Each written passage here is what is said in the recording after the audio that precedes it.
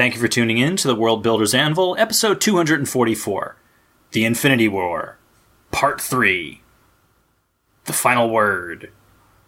For reals this time. Like, really, this is the final. We really mean it. This is the last one, for real. Jeff, don't you snap. Aww. Put that glove down. Don't you snap. Don't you snap. Okay. Welcome back. As always, my name's Jeffrey W. Ingram. And snapless. Snappy. I am Michael Miller. Okay. Snapless in Seattle. Okay. Don't know where to start building your fantasy world? Do you need more? Does it make sense? Forget any worries and become a crafter of imagination. This is the place where we will prime your mind. Now, it's time to heat up the forge. Break out the mithril ingots and hammer. Welcome to the World Builder's Anvil. I'm Jeffrey W. Ingram. And I'm Michael Miller. Let's sup from the mug of Java and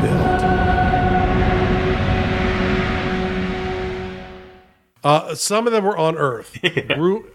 Well, I remember Groot being on. Well, okay, because Groot was with Thor, and Groot and Rocket were with Thor. Groot and Rabbit. Okay, and Thor show up as Wakanda's getting its ass handed. That's why I was confused, because I knew that Groot and Rocket were on Earth, and that's why I was like, wait a minute, did all the Guardians go to Earth? No, they did not. Just Groot and Rocket. Just Groot and Rocket.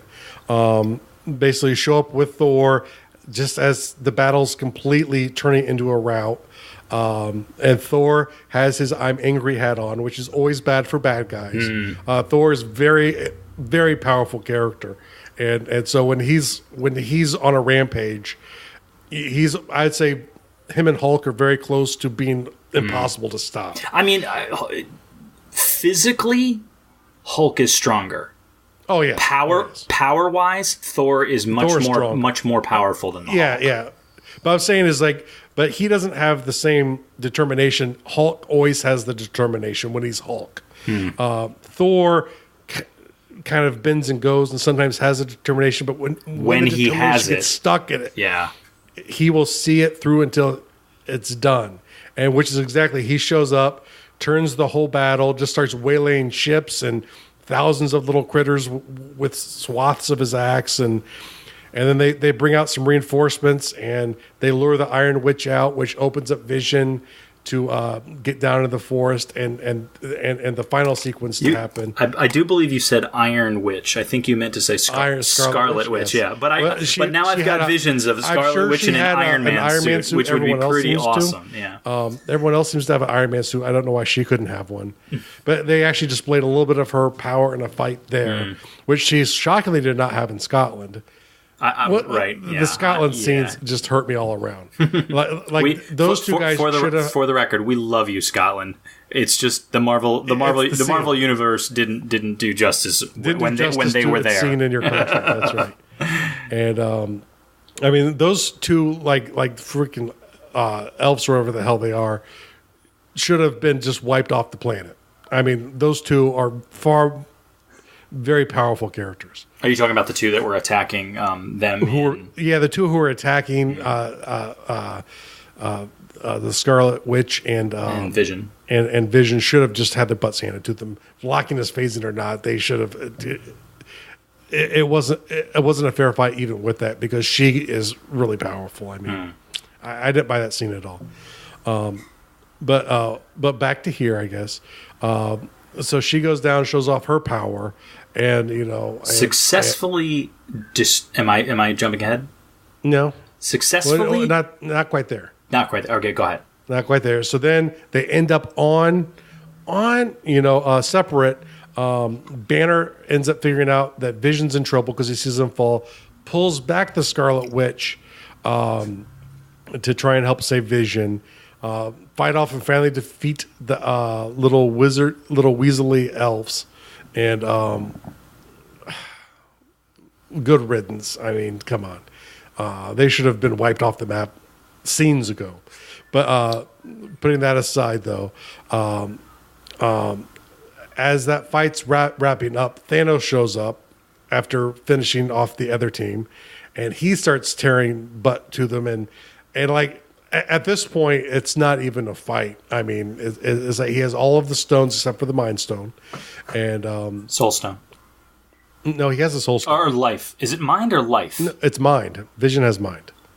I thought it was life. Or maybe it's life. Whatever. He's missing one of the stones, but Because five stones with one character is already too powerful. Let's put it this way. In the comic books, I'm pretty sure it's life because that's how he becomes alive. Okay. Pretty sure. I could be wrong. Don't send us angry letters. I might be wrong. It's been 20 years since I've read the comic book. Yeah. But every character is just pouring now. Thor's finishing off all of the bad guys while everyone else is getting their butts handed to them by Thanos. Basically, Scarlet Witch, at the behest of Vision, starts to try and blow up the stone, which will kill Vision, which is a heartbreaking scene because you know that she loves him, but there wasn't enough time to spend in the relationship to really feel too much emotion to it, I'm sorry to say, at least for me. I felt bad for her, but it seemed a contrived scene to me. So see, I don't think so because I thought they did good with Civil War. There were a couple scenes. There were some things in Civil War that started to really establish it. So and then the scene in the movie kind of reinforced that it was there. Yeah. I just didn't think it was. It wasn't as ham-fisted as the Scotland scene, but I thought it was weaker. One of the weaker parts of the movie. Fair enough. Even though I still did feel some emotion for it because it's a horrible situation to be in. Well, I mean, you could let's say you don't buy into the love affair. You could at least buy into this as her teammate and her friend. And she has to kill him. There's that too. There's that too, but I the real emotion though comes from it being that they're in love on top of that. Yeah. And I felt a little bit of it, but it wasn't as strong as it should have been. And she finally destroys it right as Thanos is walking up on her. And then you realize the flaw of losing the time stone to Thanos. Yes. Yes, you do. And Thanos rewinds time just enough to put Vision's stone back together so that he can take it.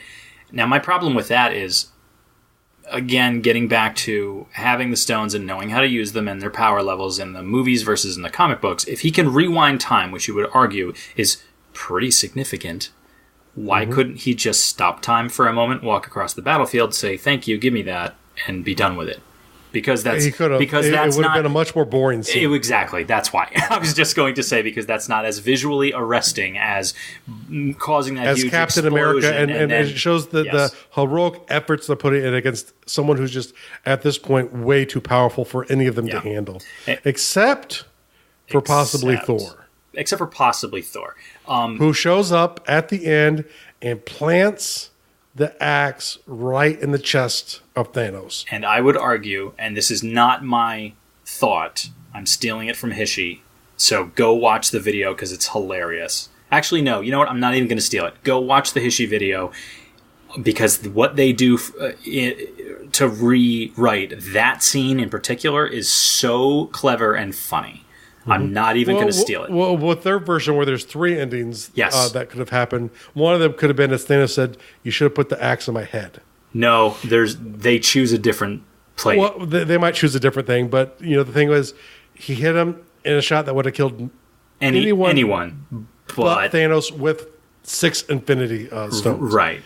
He has the set at this point, and he said that Thor would have killed him if he hit him in the head. I don't know if he was just trying to make Thor feel better. But he snaps his fingers and game over. Not game over. Well, for the movie. For the movie. The movie, game over. Essentially, everyone, pretty much half the scene, and it blew my mind because they really killed off all of the new characters. I thought they were going to kill off more old characters. Of course, and that made sense. So I thought it was great that they threw us a curveball. The annoying thing is that was probably the one curveball for me in the movie. Yeah. When you've got so much groundwork laid in a world, and I don't mean in a fictional world, I mean in the real world, where information is so readily available. And they do a good job of keeping a lot of things secrets these days, especially like for Star Wars. Like nobody knows really what's going on with Star Wars. Nobody really knows what's going on with the Marvel MCU, except when actors, and a number of actors have accidentally spoiled movies and revealed things in interviews prior to the movie's release. Tom Holland is famous for it. He's done it like 3 times. But the fact that they killed off characters that we know have sequels coming. They killed Black Panther. Well, there was only 2 that officially had sequels coming. Okay. And one of them was Black Panther. Actually, no, there's more than that because they killed all the Guardians except for Rocket.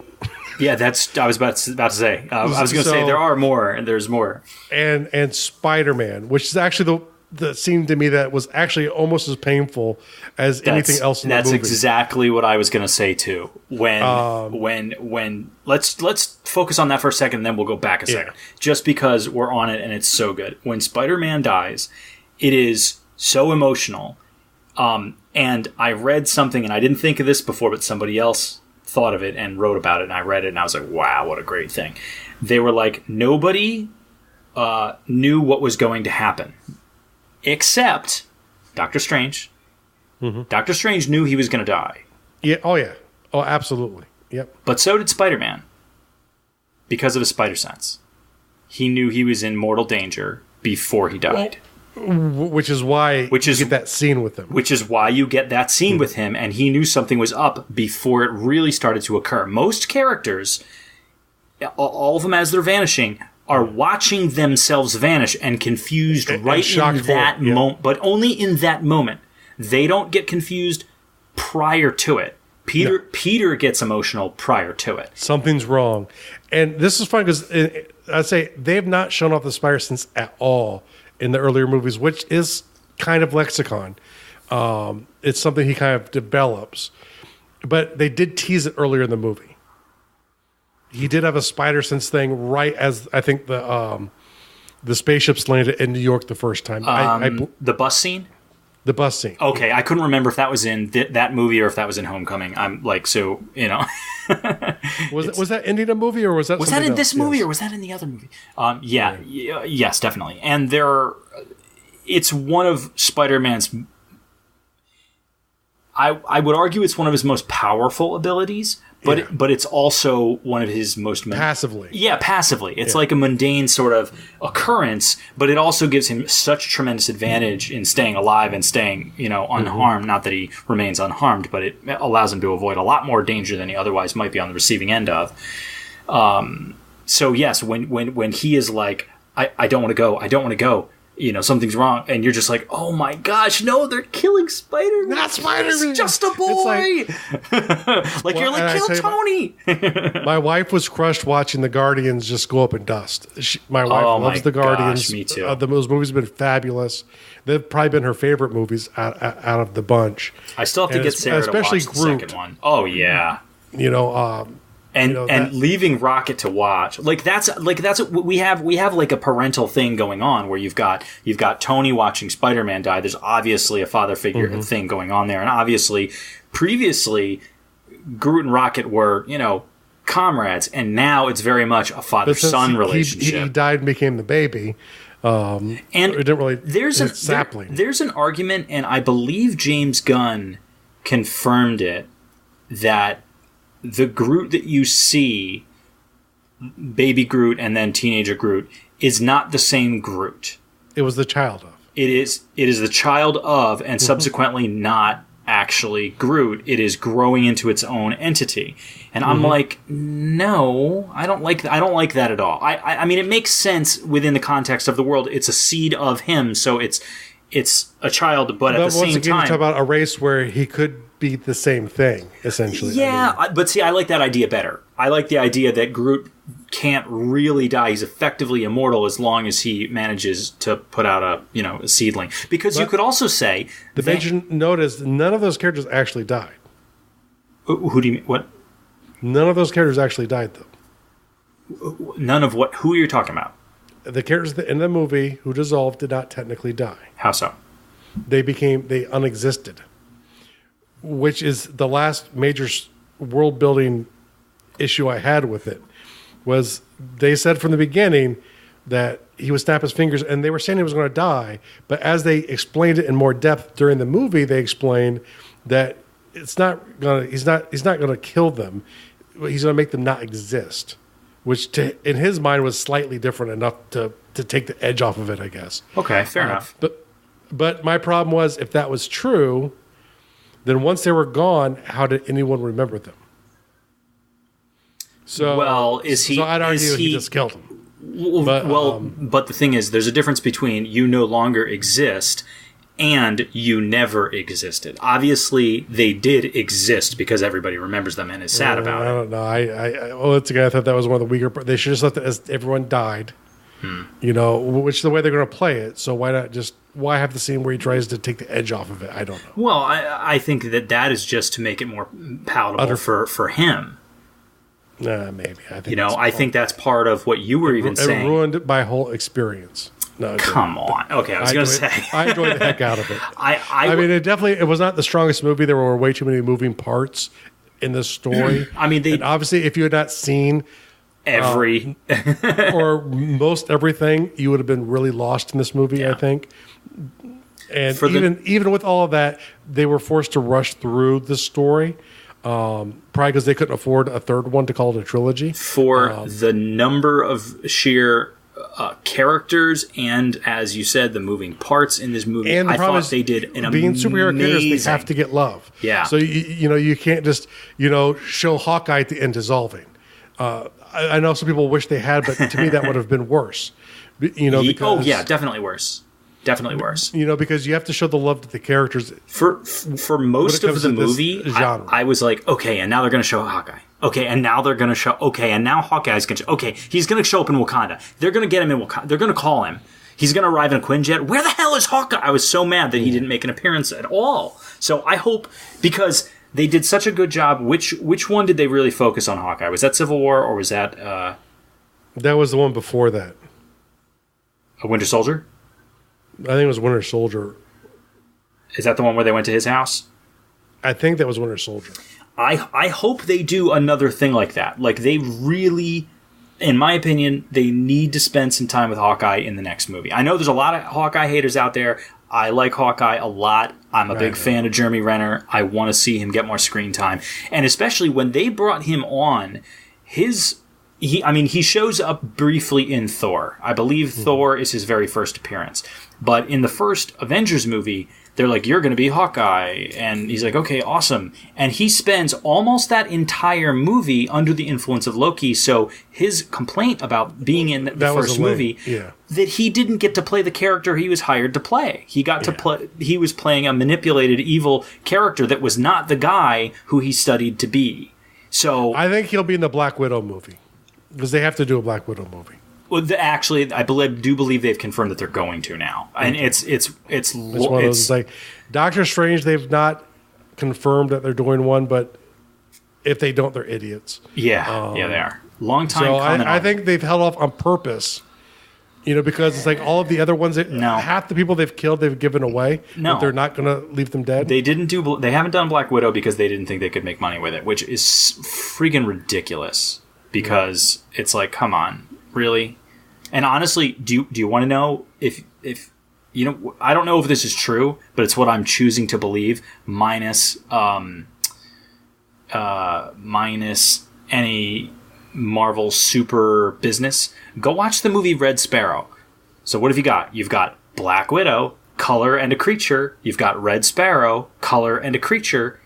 Red Sparrow could be a Black Widow movie. Oh, okay. All right. So just without we can't afford or can't get the license right now kind of movie. Well, I mean, Marvel is going to do a Black Widow I've not seen Red Sparrow. That's a Netflix original, I believe. No. Red Sparrow was a theatrical release with Jennifer Lawrence. Big movie. Okay. But it was good. Like, it was totally worth watching. Nice thriller, really psychological, messed up. Nowhere near as violent as a Black Widow movie should be. A Black Widow movie should have a lot of fighting, should have a lot of training, and she is an astounding fighter. I want to see her learn that stuff, and I want to see her do that stuff a lot more. So they had better not just give me and you know what? They don't even have to give me her origin story. They don't even have to give me that. Just give me her being awesome for 2 hours. I can deal with that. Give me her pre-Avengers career. Or have her go on a solo mission because she's not always with the Avengers, even when she becomes an Avenger. Absolutely. Let's see. She didn't disappear at the end of the movie. I don't think so. I'm pretty sure the whole bit is all the original Avengers made it. I think all of the original Avengers that we know of, I think except for Hawkeye, which was absent. Oh, yeah. Ridiculous. Silly. Yeah, no, he's really not made out well in this. So taken over in one. So we lost all the Guardians except Rocket. Yep. We lost T'Challa and Spider-Man, which we all thought was like, oh my gosh, these are brand new characters and everybody loves them. And you've already signed them to more movies. We know this is BS. Right. Yeah. And Black Panther made the most movie of any Marvel movie and any comic book movie, and I think like almost any movie until Infinity War. Mm-hmm. Like Black Panther was so astoundingly successful. They're absolutely going to do another one. Well, I think he's been signed to 5 movies. 5? Mm-hmm. And I don't know if that includes the original one.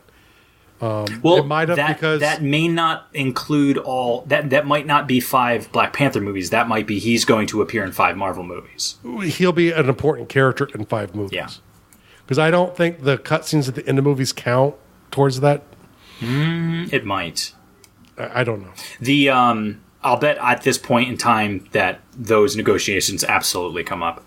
I don't think I ever actually completed my point, which was the whole thing about in the modern world where it's hard to keep secrets, killing off these characters didn't have the weight it would otherwise have had because we know these movies are coming. Mm-hmm. Had we watched this movie, 20, 30 years ago, pre-internet, all of us knowing exactly what's going on, behind the scenes, we'd be like, oh my gosh, it'd be even heavier, aside to just the emotional impact of the performance, but the fact that... It was very brave. Yeah. And I think they released the Spider-Man and Black Panther contracts because they didn't want to lose fans. Maybe. Because... in a way, I'll give Marvel credit and Disney, by extension. It was a really bold movie to do because you kill off so many fan favorites. I mean, fan favorites have to die. Yeah. And especially when they did it, killing off a lot of the newer, and like Black Panther, you said it's super popular. Spider-Man, he is the best Spider-Man I've ever seen. And really, that was a heart-wrenching death that they gave some of those characters, too. So, really, a gutsy movie to do. I think you need the age of the internet to do it because I think the fear would be before the internet that, oh, wait, there's finally this really powerful, badass black superhero who makes $1 billion plus, and it gets killed off in the next movie. That's bogus. Yeah. So I think it gives people faith that obviously he's not going to be one of the ones that really die. We'll find that out in the next movie, and it'll probably be most of the original Avengers. Yeah, sure. Kill the African character, but all the white Avengers lived. Yeah. I guarantee you that should have gone into their calculus when doing this. I'm pretty sure that's the reason why they signed him to such a large deal, because one, his movie was very good and it made a lot of money for them, so that's a double win.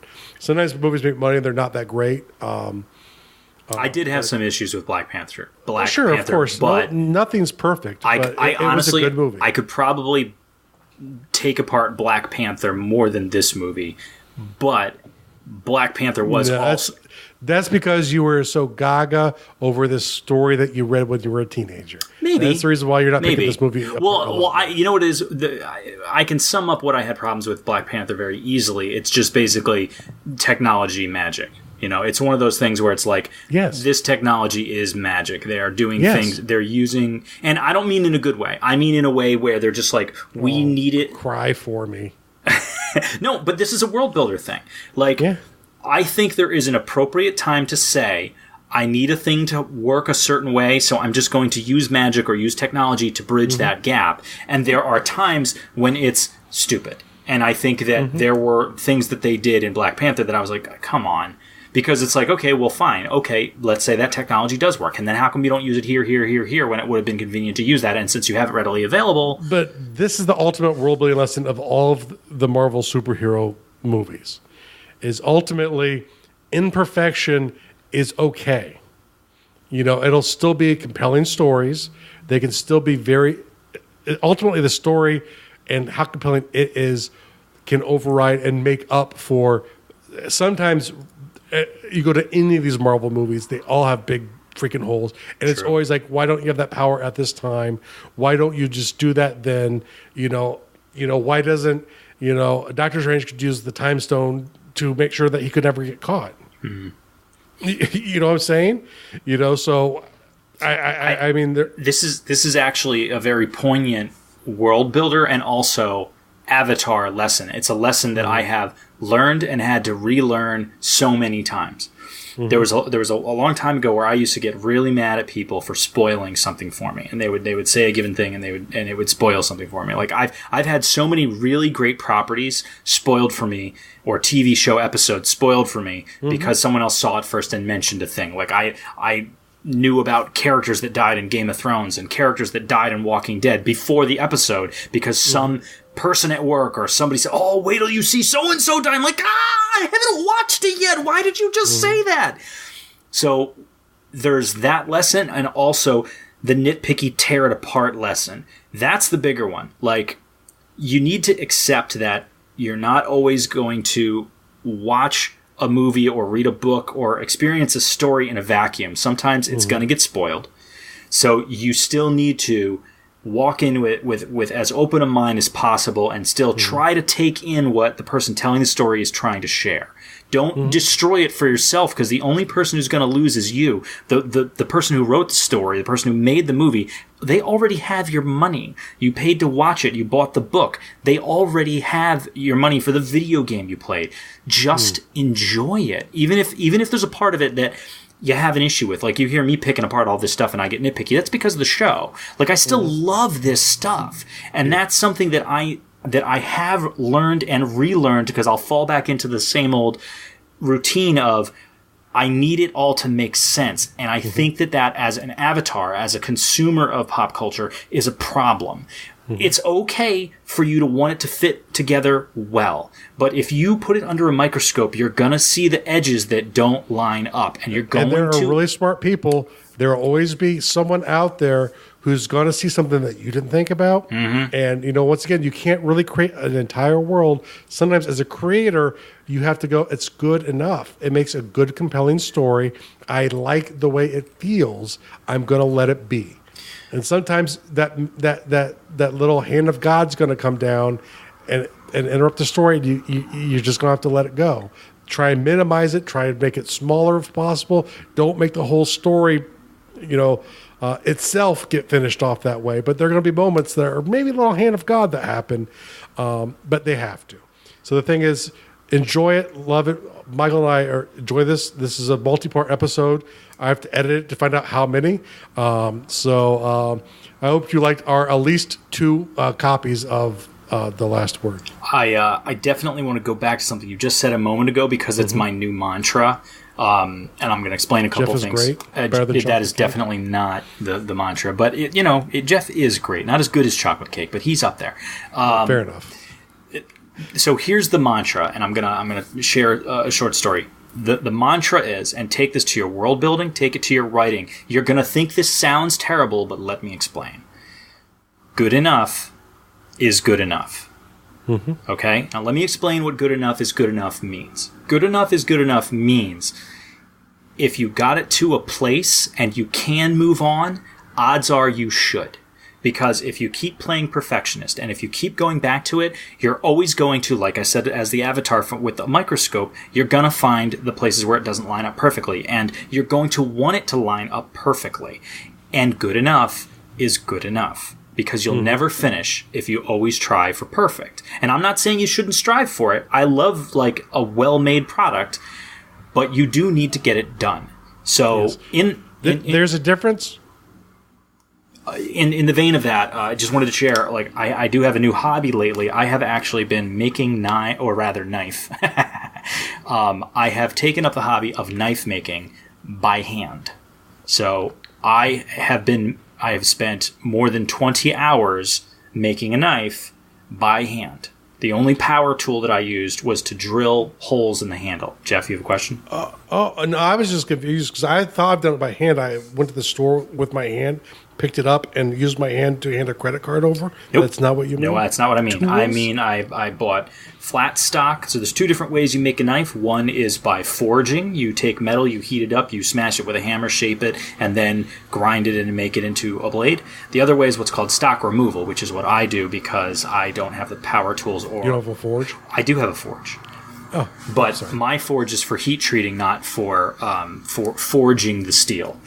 Okay. So the way I do it is what's called stock removal. So you buy flat stock, and then you cut it to shape, and then you file it to shape, so you get the outline profile of the blade, and you keep working on it. So I'm not finished with my very first blade, but throughout the entirety of the process, I have had to tell myself, good enough is good enough, and keep moving. I definitely spent a lot of time filing the profile. I spent a lot of time altering the profile. I spent a lot of time beveling the blade and then re-beveling the blade once I built myself a bevel jig. But I kept finding more flaws. I have a scratch here. This line doesn't match up with this line, and it should. This curvature isn't right, but good enough is good enough. Because it's the first knife, and the first knife, like your first story or first book, you are trying to develop skills. You're trying to learn. And you're trying to improve upon your story-making muscles. In this case, my knife-making muscles. I'm literally trying to learn how to do this. I have discovered at 20 hours that after multiple attempts to harden the blade, that I called the place back that sold me the steel, and I have found out that they sold me the wrong steel. The steel that I have, that I've spent 20 hours making a knife out of, cannot hold an edge and will not harden using the methods that I am able to do at home, which means that my first knife will never be a useful tool. But good enough is good enough, and I still intend to complete it. Right now it's just a flat piece of steel. It does have a sharpened side. It's shaped like a knife. It's got holes in it, and I am going to complete the wooden handles. I'm going to assemble the whole thing and sand it down and make it as pretty as possible and make it as complete as it can be. But it will still be a piece of junk when I'm done. But the point is that I'm going to complete it. And each stage has been an exercise in good enough is good enough. There's scratches in it. When I heat treated it, I bent it. I heated it up again, and I bent it back, so it warped in the cooling process when I quenched it. There was all kinds of problems that happened throughout it. But I have learned a ton, and I've gotten a lot of good skills, so that when I do get the proper steel that these people told me they sold me, which I'm still kind of a little bent about, I'll be able to make myself... If this knife came out as a workable tool, my next knife would be 2 to 3 times better easily because of what I've learned and what I've exercised in the process. And I think that when you guys are writing your stories and when you guys are creating your characters, creating your cities, you have to know when good enough is good enough and keep moving so that you can get to the complete stage, even if when you look back, it's not as great as you originally intended it to be. At that point, you look forward and you go to the next one and you make a better one. That's why, oftentimes when people are creating something, it's like there's a difference, right? Sometimes you're going to come up with a story that's not good enough for publication. It's not there. But you finished it, so there's some characters and some scenes that you might be able to re-tinker later on into a later work. But the thing to keep in mind is when it is even publishable, sometimes it's our brains telling us, I'm afraid, so I'm stopping it by saying it's not good enough too. So realize when you start getting into that mindset that you're going to stop yourself from ever getting done. Sometimes they aren't going to be good enough, but other times the thing is it good enough to share in whatever way you're planning to do? Those are two different things.